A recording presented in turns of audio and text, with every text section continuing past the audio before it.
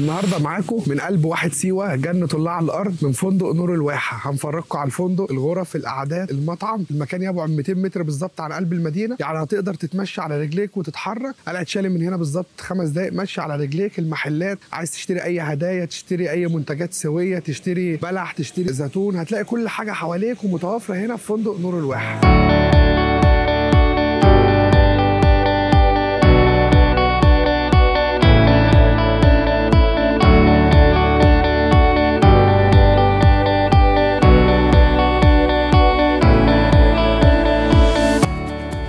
تعالوا معانا اتفرجوا على الفندق. اول ما بتدخل الفندق تلاقي نفسك بالظبط جوه الطبيعه، النخل حواليك.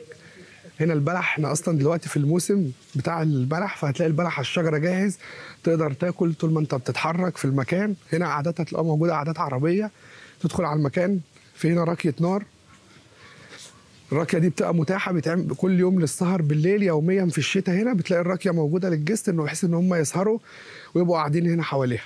احنا دلوقتي بالكاميرا هنلف معاكم كل الفندق على الطبيعه. الفنادق هنا بتبقى فنادق صغيره، سهل ان احنا نلفها معاكم بالكاميرا كلها بدون ما نعمل لكم مشاهد متقطعه او نعمل لكم ريلزات.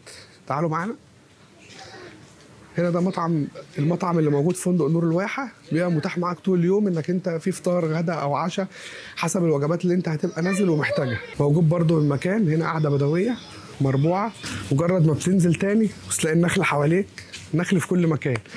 طالع غرفتك هتلاقي النخل برضو موجود، فانت لازم تجرب البلح هنا في كل مكان وانت موجود في فندق واحد سيوه. هتلاقي الغرف هنا كلها مبنيه على الطراز البيئي السيوي، يعني هتلاقي غرف هاديه، حاجه بسيطه مريحه للعين، تحسسك بالاسترخاء والهدوء. فندق نور الواحه موجود فيه اكتر من نوع من الغرف، بس كل الغرف هتلاقيها فيها حمام خاص، فيها سخان، فيها تلفزيون سواء تلفزيون عادي او LCD. هتلاقي الغرفه قدامها هنا تراس موجود فيها، ولو دور تاني بتلاقي بلكونه واسعه برضو بتبص على الحديقه. فانت هنا في الفندق هتلاقي كل الغرف موحده مع اختلاف، سواء غرفه دبل او غرفه تريبل او مكيفه او مروحه، ده الاختلافات اللي فيهم. تعالوا معانا نوريكم اول نموذج في الفندق هنا من الغرف.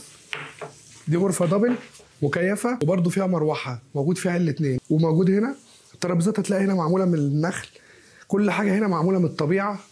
السراير نفسها معموله برضو على الطراز السيوي. كل غرفه موجود بيها حمام خاص وسخان، تقدر تاخد شاور عشان تستعد للروقان اللي هتاخده هنا في واحد سيوه كلها. كل غرفه هنا موجود قدامها تراس، بحيث انك تقعد قدام غرفتك هتلاقي في وشك النخل معاك، تبقى قاعده هاديه، سواء هتقعد بالليل هتقعد بالنهار، هتلاقي نفسك فعلا قاعد، ولا تسمع عربيات ولا زحمه. كل اللي انت هنا اصلا هتسمعه، ممكن تسمع صوت عصافير، تشوف الشمس، تشوف انت قاعد مسترخي تماما. ويا سلام بقى لو كمان فصلت تليفونك عشان تكمل الهدوء والروقان. هنا في سيوه زي ما انت شايف هتلاقي نفسك قاعد في الروقان، حتى لو هتتابع شغل هتتابعه ببال رايق. الفندق هنا بيوفر واي فاي مجاني على مدار اليوم، مجانا لكل النزلاء. انت قاعد جوه الروقان نفسه، جوه الطبيعه، حواليك نخل، حواليك شجر، حواليك هدوء لا متناهي.